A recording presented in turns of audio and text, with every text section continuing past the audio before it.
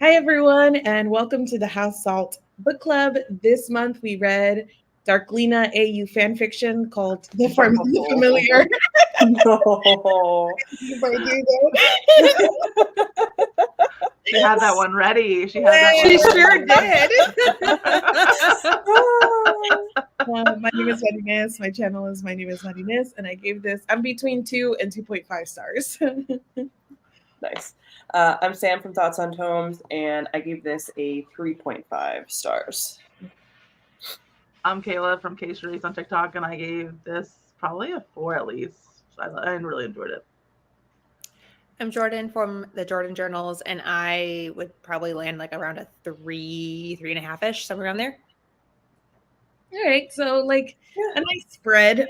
Yeah, and Paige from Minimal Bookie said that she would have given it a 3.5 if she was here, but she couldn't make it today. So, but she said 3.5. So that seems to be generally the consensus right in the middle, besides Maddie. Yes, I mean mine's middle. Like, it's the bad half of the middle. Yeah, it's the bad. Great. So before we get into talking about this book in particular, I want to start. I know for maybe some people who have watched our content for a while know this, but just giving a brief sort of like overview of our experiences with Leigh Bardugo. What have you read from her before? Do you like her? How did you kind of go in expectation-wise into the familiar? Should I start? Yeah. Okay, so I have a tattoo that represents. So yeah, I'm a Grishaverse lover. Although over the years I have wanted her to get out of the Grishaverse. I think she stayed in too long, so I was pretty excited about this. In addition to I've read one of the Alex Stern books, so I read the first. I read Ninth House.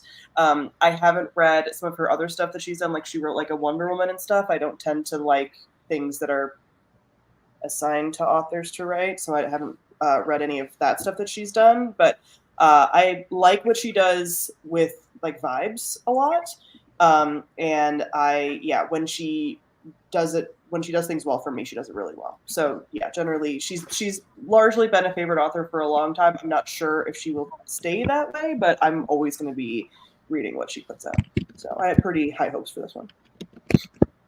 I read the Grisha trilogy and then Crooked Kingdom, Six of Crows and Crooked Kingdom a long time ago when they came out. Really enjoyed them. That's all I really read before this book. That's meh. Yeah, basically. I think the first book I read from her was actually Six of Crows, because everyone said it was a standalone from the Grishaverse, and I would highly disagree with that. Yes. So I went into that really not having a fun time. I didn't enjoy it, but then I went back and read the Grishaverse, the first 3 books, and I loved those. Made my experience with Six of Crows and Crooked Kingdom so much better. Ended up loving that series as well. I tried Ninth House. I got halfway through it, and then I DNF'd it, and I haven't read any of her other things because of how I didn't care for Ninth House so much. I was a little apprehensive about this because I know it's also adult, and that's adult. And I'm maybe her adult books just aren't for me. Maybe it's just the YA Grishaverse stuff. Oh, I did also read the first King of Scars, King of Crow, whatever that other book was. Is that the Nikolai book? Is that the Nikolai book? Yep. Yeah, I didn't read. Not really. It's more like the Zoya duology. It's the Zoya and the Nina book. Okay. Not Nikolai. Yeah. So I've had good experiences with her YA stuff, but not so much with her adult stuff. Resident hater checking in. I read the first book in the I can't remember all the names. What's the first trilogy called? You guys have The Shadow and Bone. Shadow and Bone. I've actually read it twice, and really did not like it both times. Think it's very mid YA, and maybe even a little worse than that. And then I've tried to move on in the series and DNF'd it. I DNF'd the second book hard. I think Six of Crows is probably her best work, and I gave that 3 stars. I have a visceral, deep hate for Ninth House, and for storytelling reasons, but also racism. So that one gets a 1 star for me. So I came into this thinking probably it would not be for me because Leigh Bardugo's work tends not to be. So I feel like a 2 star, like good for you. Yeah, doing pretty good. Yeah, 2.5. That's like solid for you. Yeah. So varying degrees of also experience with Leigh, and we kind of all landed in the middle. And I'm pretty sure we'll like talk about like why that is. But I wanted to start with the characters. So our main character is Lucia. How did you guys all feel about her?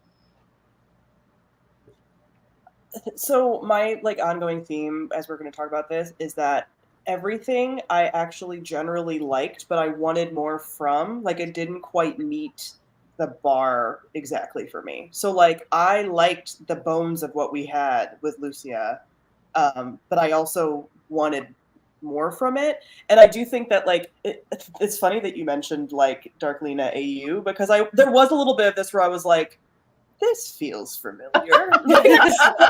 This feels familiar. Yes, I think I've read this story before. So there is like, there's a thing. She likes to write certain types of relationships, like for sure, because there was definitely themes there.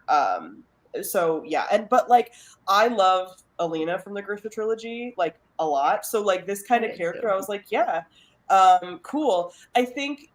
Yeah, there were pieces of, I think one, because we skipped around perspectives, which I liked, but also like at times felt like it pulled away from us knowing more about some of the characters.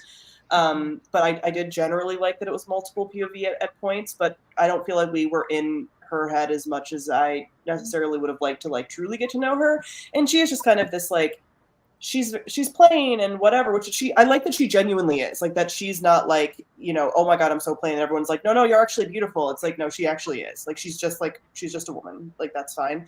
But yeah, there were parts about just her story that like, I don't know, something about her as a character didn't feel like a character that exists before and after the story is told. She just feels like she exists in this narrative, and that's it for me.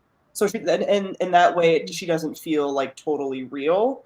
In the way that other characters can for me, because it just sort of, we don't know enough to kind of connect her to past and future, and for me.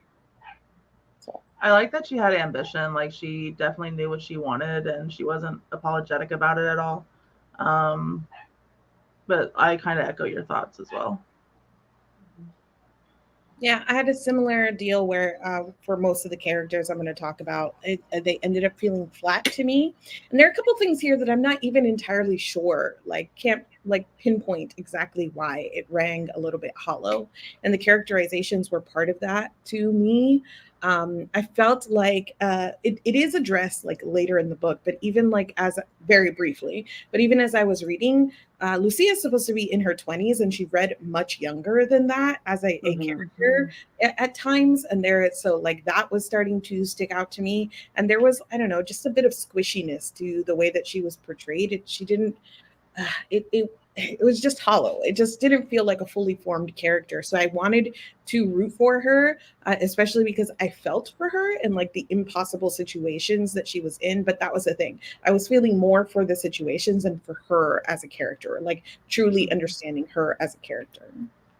Yeah. I like what Sam said about like how it was hard to imagine her existing like before or after the story, because I didn't think of that before, but I actually really agree with that. Like, trying to think of her just being a maid that exists in this house for like a period of time and like is unbothered by anybody there, and then just one day happens to be like set this whole thing in motion. I don't know. I guess that like it feels a little like, yeah, she just existed for the story rather than like as a whole character. I want to also echo what you said about ages, because like halfway through this book, I was like, how old is she? Because I thought she was older too. And then I was like, maybe she's younger than 20. I don't think so, though. Like, I was very confused by the age and the way she came across. Sorry. That's okay. Go ahead. Even the justification, like later on, there's like a line about like how she was maybe like sort of sheltered, and that's why she behaved the way that she did. And it didn't really ring true for me, because it felt like this woman who had been like downtrodden all her life and had to like be scrappy to survive would feel a little bit more world weary, a little older. So like this idea that she was just like young and like protected, that's not what we saw from her as a character, right? She'd gone through so much stuff that you expected almost different. And it really, and we'll talk about this, I guess, when we talk about the second main character and the romance, but it really fed into, for me, like the centuries old magic man young girl sort of dynamic, and it shouldn't have, because she was at least in her 20s, but it still felt very like ingenue, like you know, like right. But yeah, like had both of her parents like had passed away, but or like I don't remember exactly how they died, but they both died, and so like you would think that she would have had to learn to survive somehow, because in this like time period, women weren't like able to exist in society on their own. So yeah, that's a really good point. Yeah. But then there were snippets that I was like, oh, I love that. Like, which Leigh can do really well, which like the whole sort of mini backstory of like, she was born when the queen died. So she thought like the whole thing was like, you thought those cries were for you. And that's why you're so ambitious. I'm like, that snippet I love. But then I feel like as far as the ambition, like we were again told about the ambition slightly more than was even shown. Because I think she could have done even more with that. Like, yes, there were times when she was like, I'm not going to stop doing my little like miracles, but it wasn't really like, there were times that it was because of just being like a little proud or like kind of showing someone. But like when she initially was doing them at the house, it was just to survive. Like it wasn't to be ambitious. And so her aunt being like, your ambition's going to get us in trouble. It's like, well, she's just doing that to like not get punished by like the head of the house. Right. So that wasn't really ambition. And then later when she was doing them to like kind of show people, a lot of it was out of empathy. Like she was doing it. She had this like weird empathy sort of relationship with Valentina where she was like, okay, well, I don't like that this woman who's awful to me, but like is being treated horribly by her husband. So I'm going to show them, you know, like, so it never really rang quite as ambition. There were parts of it that did, but there was also just like a lack of sort of consistency with that. Like I almost wanted her to be, like Maddie was saying, like a little bit more like world weary, but like scrappy. Like I almost wanted her to be more of a, what's her name? Joanna from the Hunger Games. Yeah. Like, you know, like doing stuff like that. Like that spectrum of a person is again sort of what I would have expected from this like sort of ambitious or whatever, or just like a little bit more like, I don't know, backstabby if she's going to be ambitious. And she wasn't, which I didn't dislike that about her. Like, I think some of her empathy was really nice, but I think that she could have been just, again, taken a little bit farther than she was. And a little more consistent, because it felt like there were times that like she was easy to trust a little bit. Like she would just meet someone and be like, okay, like I believe you, in ways that like, again, it didn't ring true for her character. You can have a character who's a little gullible, who's easy to trust or whatnot, but it didn't feel like she was that character. It didn't feel right in the story. So sometimes her actions kind of took me out. And the whole thing is a lot about like, you know, sort of oppression, right? That she lives in this circumstance where she doesn't have a lot of agency. But when you have a main character who doesn't have agency, you really need to put like momentum in your plot. There needs to be some other thing that's kind of driving it forward. And it didn't quite hit the right balance for me in terms of that, because I wanted her to be doing more sometimes. Like, girl, you have magic. Like, even if it's a little underhanded or it's just to like, you know, do something. And she wasn't. We'll get to this. Like, sorry, go ahead. Oh, like the other character at the end of the story who like tricks her into helping him in his third trial, and then is like, "You're just too trust." Like she needed to have that energy. Yes. Yeah. We'll get to this in a second, but the fact that, like you said, like use magic or whatever, she was in that jail way too long. Like, what are you doing? Yeah. I'm just saying. So that brings us to our second main character. I'm going to tell you now that we're all going to butcher his name, but here's why.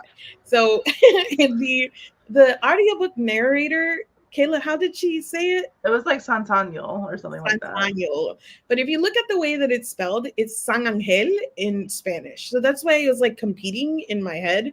Santaniel, I don't know. It was very, very strange the way that it's spelled and pronounced. So forgive us if we kind of go back and forth in terms of how we're saying it. But he is the main love interest. How did you guys feel about? I'm here for the ship. I also like him. I do. I like him. I love my liked white, it too. my white hair, red flags. Can't go Yeah. wrong. Yeah. He's better than the Darkling to me. Like, Oh, for sure. Absolutely. For sure. he's not as like the ship isn't problematic in any sort of way. I mean, besides like the age gap sort of thing, they both are sort of self-serving but in ways that is understandable and doesn't make it like, you know, clutching of the pearls to ship them together. They're just two complicated people or whatnot. I do think that he has about all the charm as the Darkling, and I mean that as an insult. Yeah, I like him. As soon as he like popped up, and she was like, "Oh, this like weird, emaciated blonde man," I was like, "Oh, that's gonna be her love interest, like for sure." And yeah, like even his back, like I think he almost felt more fleshed out as a character than she did. Like it's almost like Leigh started with him as an idea and then built stuff around him a little bit. Because the book is called The Familiar, so it's him. Yes. He's the familiar, you know? So yeah, I mean, I like a lot of the dynamics that she brings into these kinds of ships. Like one of the reasons that I liked the Darkling and Alina for all of its problems was this like calls to like situation.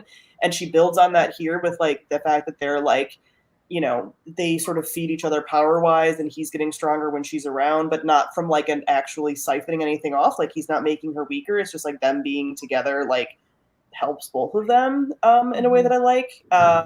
And like his self-awareness level too, I think is like pretty good because he's like, yeah, he tells a story of being this guy that got tricked into like he was the luckiest man alive basically and then got tricked. And he's just like, he's not saying like, oh, woe is me. He's more just like, yeah, that shit sucked, you know, like, and I've been stuck now. And like, I probably could kill myself, but I don't want to, you know, like all of that. So yeah, like largely I enjoyed him and his like, you know, just even the backstory of like being like the scorpion and stuff like that. So, and it was nice to get his POV too, because I think if you didn't get his POV, it would feel very like, oh, I don't know about this dude, whatever. Which maybe would have added another sort of mysterious element to it. But I liked that like he really was like into her, but he's also like, I don't really know why. And like you're saying, they're sort of self-serving dynamic together. They both were just kind of like, we're in it for as long as we're in it. Like, let's just enjoy this while we can. Instead of being like, oh my God, you're the love of my life. You know, like obviously by the end, there's some of that, but it's like, okay, when it's actually forming, it wasn't like, and it didn't feel like insta love or anything to me, but it just felt like two people who were like pretty compatible for everything they've gone through, being like, yeah, like we're each other's support in the storm for right now. So. Here for a good time, not a long time. Yeah. And I'm like, go off. Love that. I actually, I think big complaint about them and about the ship is that I felt it was patchy in its development because it was kind of skipping around, you know, in times. I would have rather spend more time in scenes that developed their relationship rather than some of the other stuff that we were doing. It did feel to me like I could fill in the blanks and see how we got to a relationship, but you did kind of have to fill in some blanks because it wasn't all shown on the page. So honestly, like my biggest complaint is that like I would have wanted to see more between the two of them, and I don't think this quite hit, like especially because I think prior to like the book coming out, I heard a lot about like this is Leigh's most romantic book and the romance and stuff. Oh, really? Wow. Okay. Interesting. Yes. With Crows is way more, I would say, like romance heavy. Yes, this didn't feel quite that to me. Like, it was not. It didn't hit those notes. Yeah. I mean, it really is like another thing where it's like the bar again. It's sort of I wanted a little bit more. I would agree with you that like I was able to fill in a lot, and also just because again, it doesn't start out as this like huge whirlwindy type thing. They're just like the moments we get together, let's like there's some attraction here. Let's go with it.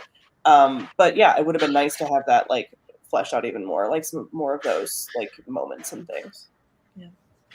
I think there also was like a very patchy sense of danger. I think that maybe the reason that we're questioning like why didn't she use her magic or why she like there was sort of an explanation of like if she gets caught she's like burned at the stake, right? But it was like patchy in the way that it's applied because these two people just like fell asleep together instead, and I'm like, bros, you're gonna get caught. So like, like applied really unevenly. So I never knew why they were or weren't doing something. So I wish that we had like a better idea of like how imminent was the danger, how imminent was the Inquisition. Like, and it just, it behaved the way that the plot needed it to behave. Yeah. I also don't know if it was just me. Convenient. Sorry. Go ahead, Jordan. Sorry. Oh no, you're good. Oh, I also don't know if it was just me, but like towards the end when they're all in jail and stuff, I don't necessarily know why, because if they were doing magic and stuff like for a tournament or whatever, why were they then put in jail? I was just kind of confused about the whole convoluted plot line there. I don't know if it wasn't explained well. I don't know. I just didn't get it. It's weird. I'll say it's weird because like the magic is considered like a heretical thing, but then like the people who are faking the magic and not actually doing it are also getting in trouble.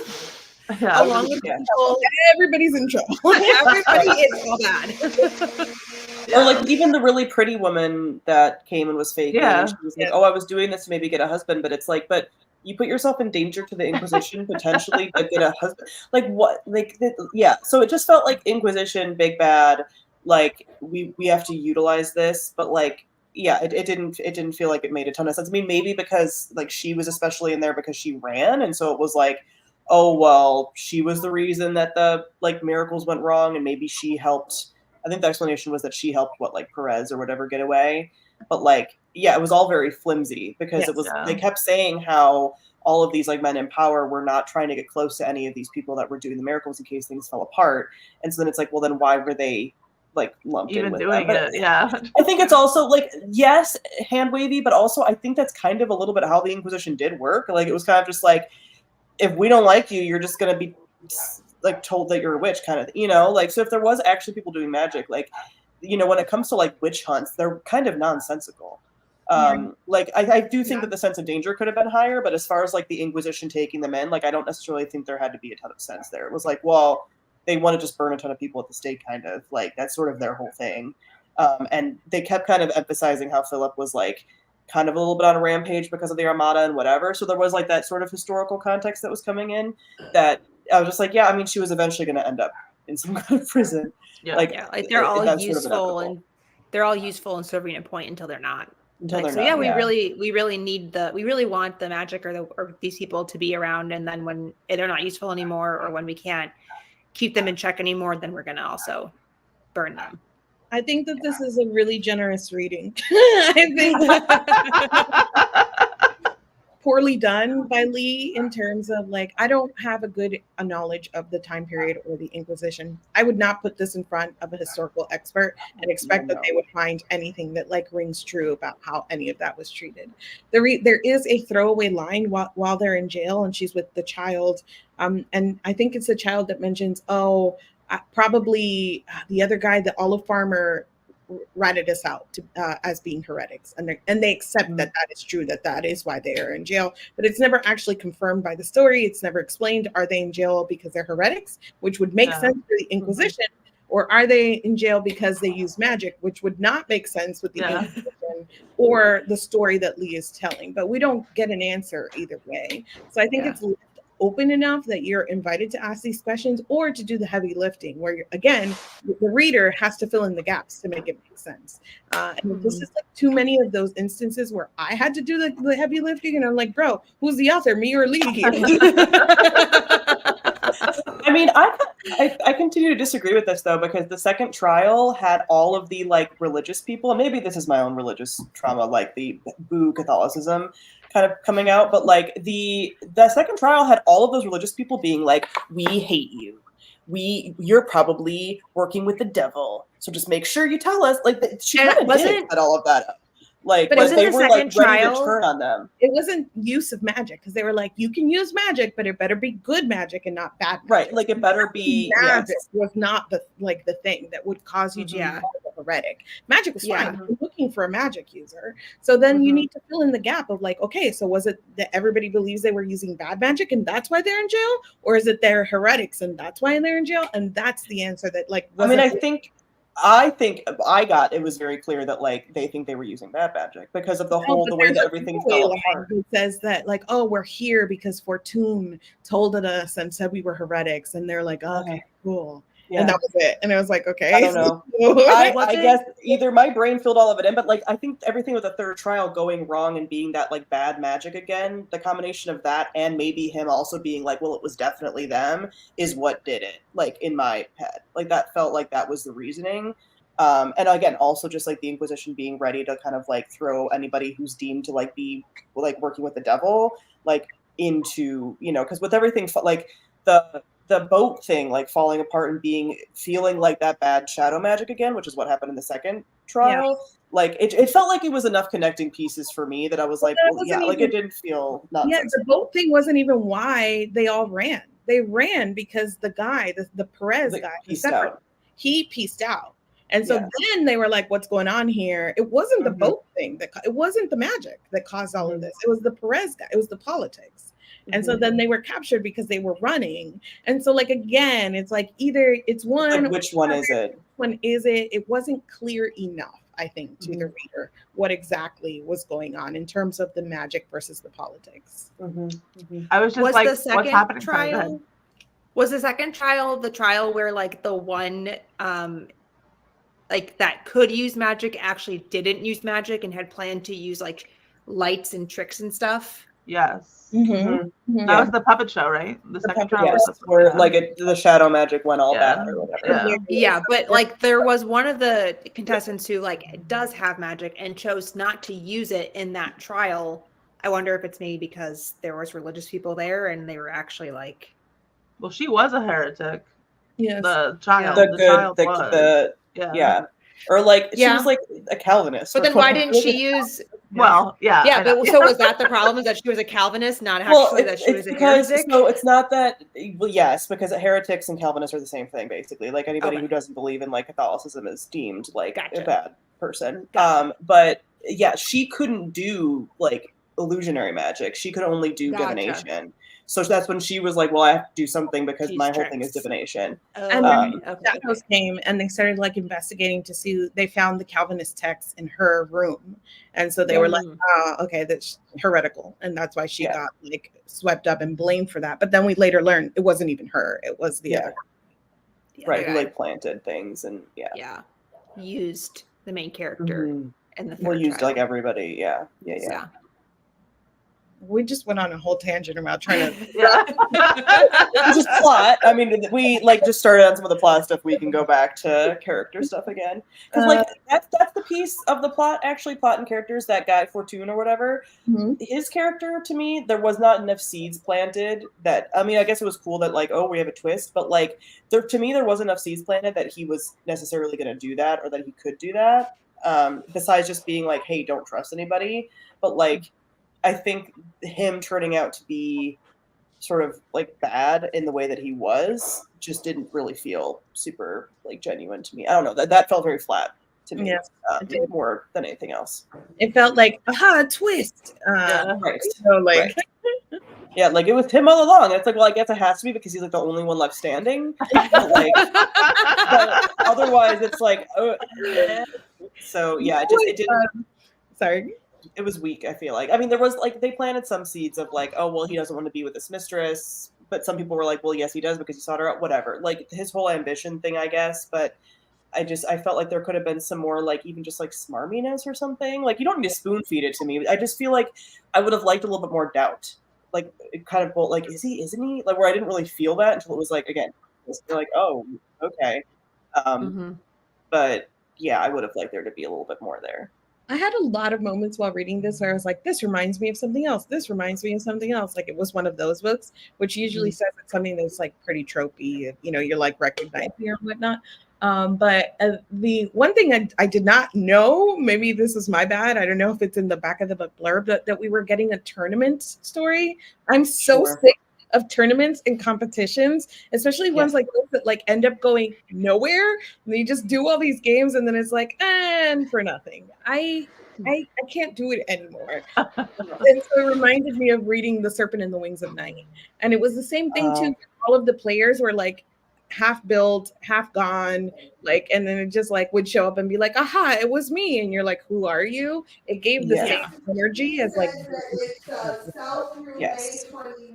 Yes. Yeah, like I am also really sick of the like tournament plot lines. I don't know why they've gotten like and continue to be so popular, but I'm like I did again when they're like sort of happening. Like not that I wanted there to be even more of the tournament stuff because I think the tournament stuff is fairly boring, but it's like can we do it in any other way than a tournament? Like I think you could have probably gotten the same thing across with something else. Like, why couldn't she have infiltrated like the castle as a maid or like worked her way up through like politics or something? Like, why did it have to be a tournament? I feel like the tournament feels really easy from a writing standpoint, and that's why they do it, but it also is like lazy. It's so hard to do well because like to describe what's going on in a tournament, like I feel like it falls so often into the trap of either the Throne of Glass thing where they're skipping over the games or like skipping over the most interesting parts, or like the Serpent in the Wings of Night or the Familiar thing where they're describing what's going on. And I'm like, you're really trying to make this puppet show sound interesting, but Leigh. Yes. Yes. Like why? Like again, why a tournament? Like it just doesn't really make sense for like, okay, well we need to find this this magic user, this like holy child, whatever. And so we have like a few of them and we're bringing them into a tournament. Like a tournament would make more sense if they like were sort of having a bunch of people come in and do it. Mm-hmm. Even just a small assortment, it's like, why a tournament though? And like why fix it time? It would have been more interesting if she got like traded around. Like, you know, from one house to another, she kept getting like sold and passed and traded until she found herself like in the palace or something along those lines where, you know, we saw a better progression of like everything she had to endure to get into the palace or in front of the king or to his notice or whatnot. But yes, the tournament just felt like a cheap way to like bring everyone you need together in one place. Also, they could have leaned into the romance more, and like they could have like worked together to find a solution to all of his like the curse or whatever. Right. She meets him at the second or third house she's in, but then invested in her, so he keeps meeting her and trying to help her. Like I don't know, that felt more interesting than like, and now we're at a game. and everyone's staying here like a hotel. Yeah, and where we get a training montage of them training together, but it's not really a montage. It's like one scene, and you're like, but this is where there's a is during this training montage. Yes. There are a couple other characters I wanted to just touch base on. Valentina is her mistress. And at first she's like comes across as like kind of cruel to her. And then towards the end, I feel like we see their like position switch a little bit and her characterization kicks in a little bit more. Did you guys like that? I feel like she had the most growth throughout the whole book for sure. Mm-hmm. As soon as she clocked in on that playwright, I was like, oh, she a lesbian. Right, yeah, literally. Like queen. Yes.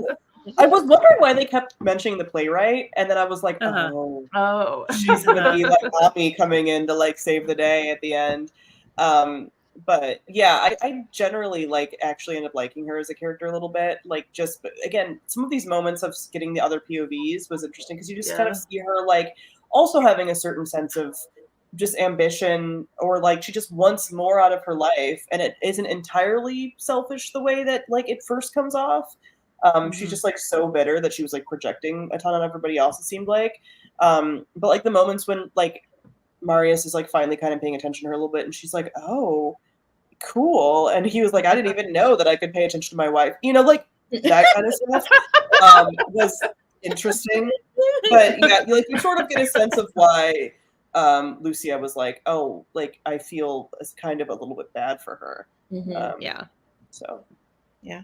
I thought she had the most growth and like at least the most attempt at some sort of complexity too, because there were moments that I wanted to like bop her, and there were moments bring it in, let's give you a hug, you know. That was of this whole situation and this like society and you know all of that. So she had the most reaction from me of any of the characters, basically. Yes, I love when she was like, just go away.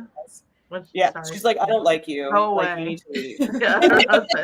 Or even, I appreciated her, like, again, the groundedness of her being like, yeah, I don't even necessarily really like Lucia, but like someone needs to be there for her while she's in prison. Yeah. Or like you should have given her the horse, and maybe it wouldn't have helped. But like I'm now seeing that you suck, totally, and like are irredeemable. So like that kind of thing. Because she even says she's like, I don't even like Lucia that much, but like she shouldn't. I don't want to abandon her. Like we got, there's like a sense of closeness that had happened when they were doing all the tournament stuff together. So yeah, that felt, she feels the most real, I think, of all of them, and the aunt a little bit. Yeah. Oh yeah, Wally. Yeah. The aunt also, bop bop. I wanted to bop bop her the whole story, and then at the end, I was like, oh no. I know. I know. That river. Good. Huh? But like her death scene was like one of the best written scenes, I think, in the whole thing. Yes.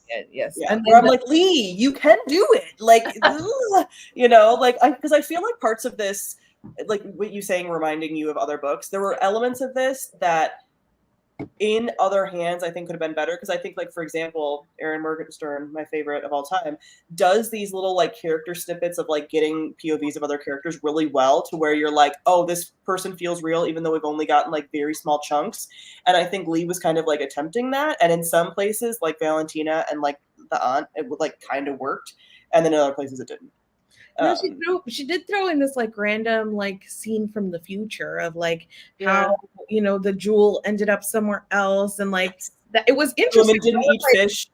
Where did this come from, girl? Yeah, that was like my favorite. I loved that, where she was like, "Yep, like the fish ate it, whatever," and then she like, this girl. I was like, "I'm beautiful." Like that, yes. And something that I kept forgetting was like happening this whole time is that the book opens by telling you that like neither of them make it out of the story alive. Yeah. And that like maybe if she had made like some different decision on this night, then they would have survived. And I like kept forgetting that was like where the story was going. And I feel like we should have like brought that back around, like reminded us that like, hey, this isn't this like, I don't know. I felt like the structure of it and like the POV switching like wasn't for me seamless enough. For sometimes I'm like, what POV am I in? Whose head am I reading from? Where are we at now in the story? Because she also like jumped from like time frames quite a bit too. Yes. Yeah. And for a while I thought this was the playwright writing the story, because there were elements too where it was like the playwright was writing things that were sort of happening. So I thought we were going to connect it into like this was all her script all along or something, but like then that didn't really happen. So yeah. There was a couple times where gem in the fish. Sorry, go ahead. Sorry. That was it. Kayla, talk over Jordan. Yeah, stop. Just talk. I will shut up. Stop her. You're allowed. I just feel bad every time. Stop apologizing. I'm sorry. Okay. I thought you were saying sorry. Okay. No, I was gonna say there was a couple times though that she used that like if only like whatever happened, like when they were in the room, she's like, if only they would let like have shaved my head, maybe more than one of us would have came back to this room or whatever. Yeah. Stuff like that. I'm a sucker for prose like that, like like little tidbits in the story. But yeah, that's all I wanted to say. Okay.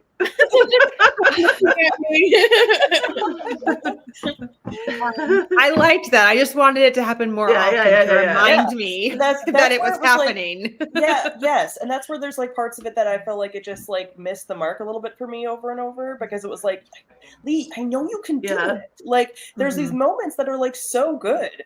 Like again, the thing with her being born when the queen died, and like the aunt's death scene were like really good.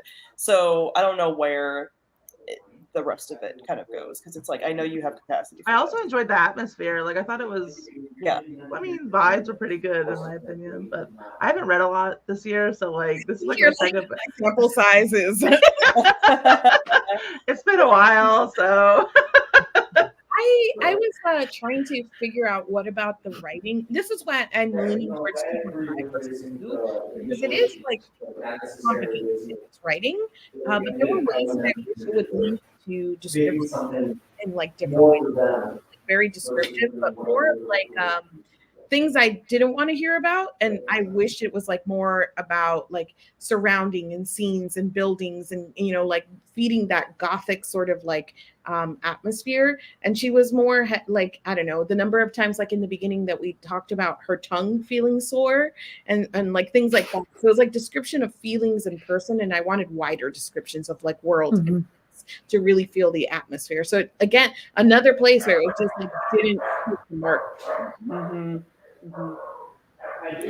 Do you think she used the like Spanish Inquisition background and setting to its fullest advantage for the story?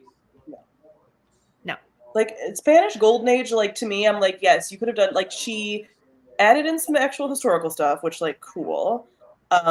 But as far as like the full atmosphere, like I still think it was like atmospheric, but it wasn't atmospheric enough where I'm like, you gotta give me like Spanish Golden Age is like very evocative of a certain thing. And you didn't really get that. Because I think again, she like that's where she could have been in more like royal spaces, and it would have been cooler, you would have gotten that more. Because we just had her in like a kind of rundown house, and then we have her in this tournament, and you don't really see anything else of like what's going on there. Yeah. I also felt it was a little anachronistic in terms of like there were a few times that I had to stop and Google when was this invented, because I was like, I don't feel like wine bottles. She said something about a wine bottle. I was like, when did we start using wine bottles? Not at that time. I could tell you that. John. And the word jog is old, but to like mean slow running, not until like very recently, actually. So like these were like Google searches that I did. I was like, that doesn't seem right. About like sails and sailing, and I was like, this is a port. I'm pretty sure Madrid is landlocked. So like,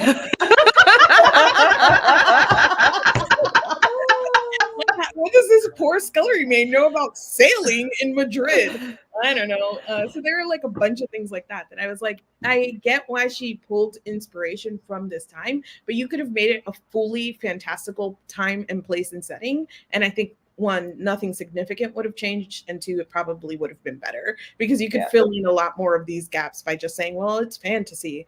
But by tying it to history, I had to keep like stopping and double checking to see if she was wrong, and she was. I know. I kept forgetting that it was in Madrid, and then she'd make a comment about Madrid, and I'd be like, oh. I feel like Madrid evokes like a specific vision, especially like historical Madrid, and I'm not feeling that at all as I'm reading this.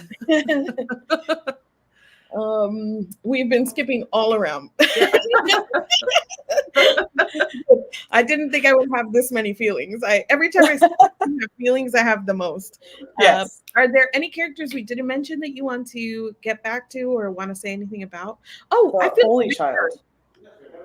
The what? Victor is like the big bad. One of the yeah, in this whole thing. Any thoughts, feelings? I mean, he sucks, but he's like pretty flat because he's just like, I hate women, and you're like, cool. Like, can you remind me? Victor's the one that owns Sun on Hell works for, and he was doing the tournament. Is he? He's not doing the tournament, so he was like trying to potentially. I kept getting Victor and the other guy. Yes, because they were very like similar. Like you really didn't see Perez, and Victor felt like he was more in charge than he was, but he was just hanging around to again potentially like he's like luck out. Of Lucia. Victor is who her aunt was having in. Okay. I'm like I could not keep those two characters straight at all. Victor was the mustache twirling villain of the story. Yes, Victor was Valentina's husband for a long time. Oh yes, that too. That was also like the three men in this story could have been the same person, and I wouldn't have been able to tell the difference. So a little bit of character soup. Yes, soupy. Yes. And I was listening too, so it like took me a long time to even figure out who was who, and because they were all a little flat and like it really felt character soupy to me. It took me a long time. And a lot of them use the like Mr. or Miss like qualifier at the beginning of their name, where they kind of all became like, wait, are they all the same person? Yeah, like Don, whatever, like Don. Don, what? Yeah. And Waleed, her aunt had like 5 different names, and I'm just like, yes. Yes. Why? It took me so long to put together that those were two, like, the same person. She had the widow. She had her like really long name. She had Wali. I was just like, oh my gosh. Like, Yes, and a lot of It was the them, widow that I had a hard time. the tournament people had like other names like the Child and the Olive Farmer, but then they would use their names too. And I was like, are these the same people? It was the fourth person, the woman that wasn't actually a magic wielder, that they like The beauty. I kept and I was like, who is this person again? I don't remember. what did you guys think of the ending?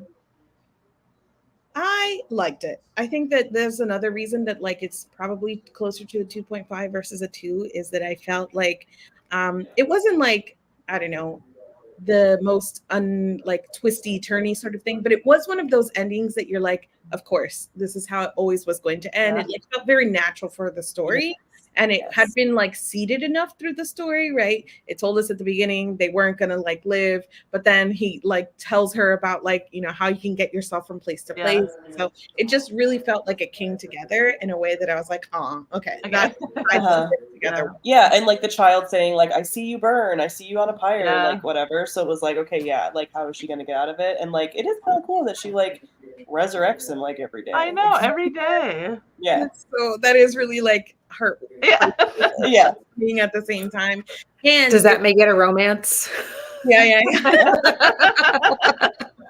It also like some of my like about like the magic man and like the young girl, because she is functionally immortal also, and she's like she's got a lot of power in this. So I was like, oh, like this is a really sweet way to like bring their relationship to a conclusion. It gave a Night Circus vibes also, where it's like kind of a tragic, beautiful ending of like them being together sort of thing. So I think the ending was probably the strongest part of the story.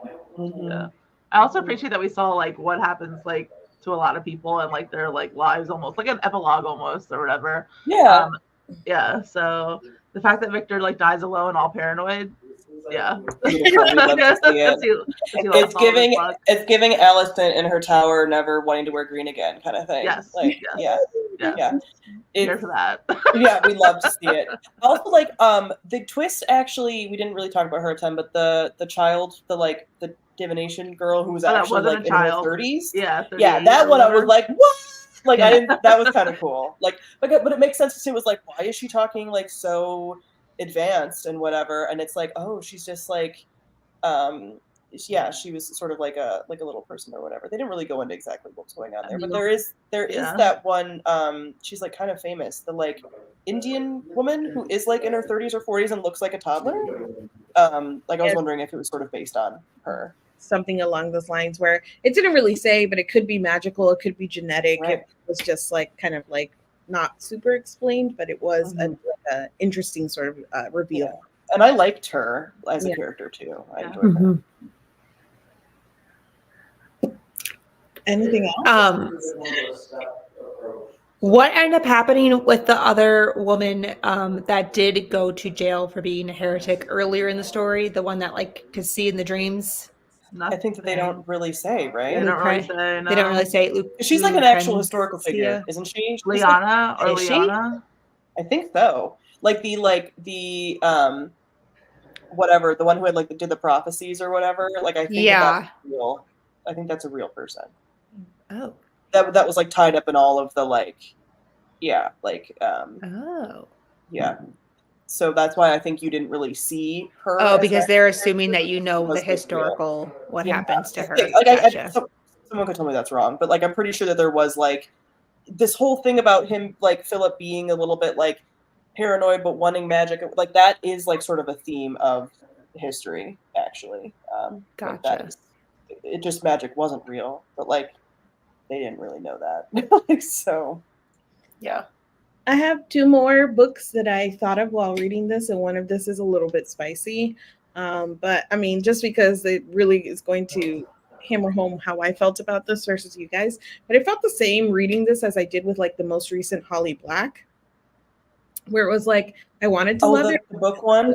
Yeah, the Book of Night. Where like there are elements here, and I want to love this, but it's kind of like Go Girl, give us nothing. Right. And I rated both of them, I think, the same, like 2.5 sort of stars. Whereas like, the elements are there, but it didn't quite come together cohesively.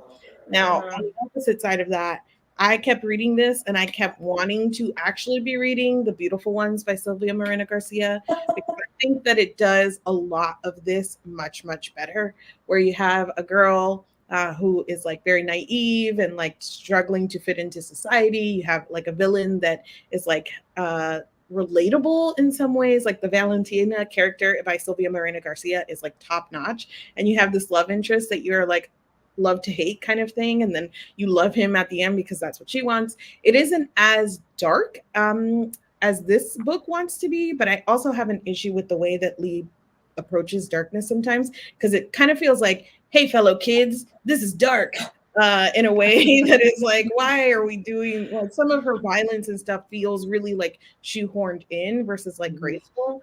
So it doesn't have quite that gothic tone, but if you want the elements of the story done better, I feel like that's a better book to read. Yeah, there was one other piece that like the some of the cultural beats, and like the fact that it was a setting that was set in Spain. I mean, like, this is like Spanish white people, but it is still like, you know, you're taking sort of from like a different culture. When I first started reading it, I was very like, I don't know, like, what are we doing? Which way are we going? Like, and I think that she sort of got away from that by like leaning more into sort of the Jewish background and like the amalgamation of magic, and then like glossing over that a little bit. But I think even the magic pieces of like, there's these phrases of like hodgepodge cultures that from all make these the different magic real. languages and cultures, like, that's throughout cool. Europe. That's like a cool idea, and that's like how folk magic works, even just like in like folk traditions work now in the real world. But like there was some elements where I was like, why are you leaning into the like Latina of it all a lot? I think she said that this is inspired by her family history. I don't know how much of that originates in Spain, like how much of her like ancestry originates there. So like I can't necessarily say.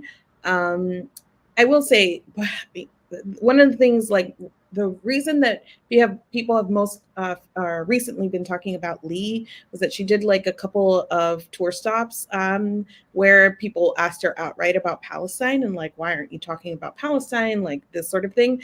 And she basically says that she doesn't like to put politics like on her social media. So it was like a very like white lady sort of answer, and very like inappropriate for the time.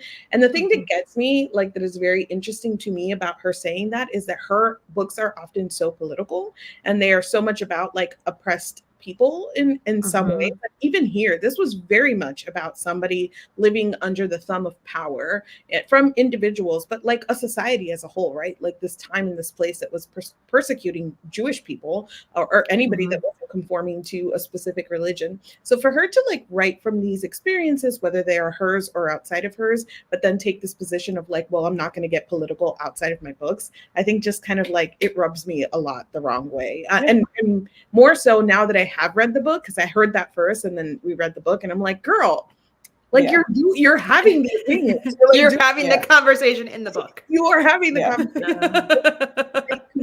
Commit to like what you're saying and what you believe and what you think. But I don't know, it feels very pansy for her to like write the stories and then bow out. Right. I'm always like not torn about authors speaking, but I think I've told you guys before that I just want authors to exist on a mountain where we can't reach them. Like, go and shut up. Like and then just send your books down from on high to us, and like I don't want to know who you are. Send them down the mountain. Literally, and like you are a hermit existing up there to write stories, and that's it. Like that's what I want. I'm like, bring eccentric authors back again that like you just never hear from when they drop a story. Like so, like, but I get that like she doesn't exist in that space and she is online, and so therefore it's like, you know, you have to then. But it's like if you want to do that, go beyond the mountain. Like, please, I want you to be there. Go to a place that doesn't have internet access. Like, that's what I want so bad. All authors, ship them off. Tops of mountains and remote islands only. We do not hear from them. Do not be on Twitter. Like, don't. Deliver their stories only by stork. Literally. My carrier pigeon. Like, bring back the pigeons. We have so many authors. We take the pigeons back in and rehabilitate them, and you're paired pigeon and author. That's what you get. We save Like, pigeons from, I think it's a wonderful outcome for everyone. So anyway, that's my soapbox. Anytime I meet author, they'd be like, "Why are you in public? Go back to your hole in the ground and write your stories." Like, Sam's like, out here. literally, I don't want to hear from you between books. I don't. Amazing. Well, this is a standalone, so I can't even ask about like reading. I mean, obviously, would you guys read more from Leigh Bardugo? Like, read another book? Yeah. This is. I think this feels like a story a little bit that, like, I think she has better in her. This feels like just something that she just like needed to get out. That's sort of a little bit half baked, because she's just been in the like trenches of Grisha for so long, and then like I don't think the Alex Stern books are working out in her brain the way she's wanted them to. Is the vibe I get. Like, those are not churning out, because that was a story that she like started or had the idea for before the Grisha stuff. And you would think that like now it would be like, let's go, and it's just not happening. So it kind of feels like this was like her sort of like she needed something else to focus on for a bit. So I feel like her adult books, I don't know that she's like really found her rhythm with adult books or like her place in adult writing quite yet, because like the ones that I've read I'm not loving, and again I liked her YA stuff a lot, so I would be interested to keep reading her adult books to see like if she ever does like find the groove with it, because I do like it, like her books. Her adult ones have been hard for me. I'll keep reading, but it's mostly going to be like at this point just to like a confirmation bias sort of thing. I don't think she's a very good author at this point. So I've seen enough from Leigh at this point, and we are not compatible. But people will continue to discuss her books, and you're gonna have to be up on them. Yeah. Every time she comes out, I'm like, okay, I guess I'm gonna read another one. Here we go. Yep. This is for content. Yeah. I mean, maybe she will surprise me somewhere down the line, because I do think, like you said, we've seen like even for me, flashes of brilliance, the dialogue in Six of Crows, and like some of the moments of writing here, and some of the atmosphere and like, I don't know, description in the Grishaverse sort of thing. So she has like pieces of it. It just hasn't come together for me. Can she ever do it? Tune in next release to find out. Anything else? Anyone want to change their ratings, or are you good? I'm good where I am. 3.5 to 4. I'll take it down a little bit. Taylor, if you had a good time, you stick with your 4. Yeah, like if it makes you want to enjoy reading again. I was even texting Sam like, oh, I love this so much. Yeah, so stick with it. Even after Crave, and we had the discussion, and everyone really didn't like Crave, I stuck with my. Okay. Jordan's like, I loved it. It was very important to me. I'll stick with my 4. 4. Amazing. Great. So if there's nothing else from the chat, next month, or this month, because it's already June, we'll be reading Funny Story by Emily Henry. Looking forward to that. And yeah, we will see you guys then. Thank you guys so much for watching. Okay. Bye. Bye.